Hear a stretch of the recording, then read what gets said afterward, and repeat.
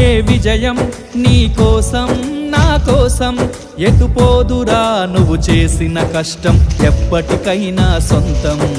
కాలంతో పయనించేవాడికి కానిది ఏముంది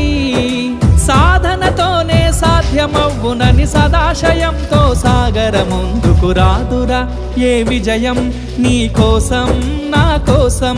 ఎటు పోదురా నువ్వు చేసిన కష్టం ఎప్పటికైనా సొంతం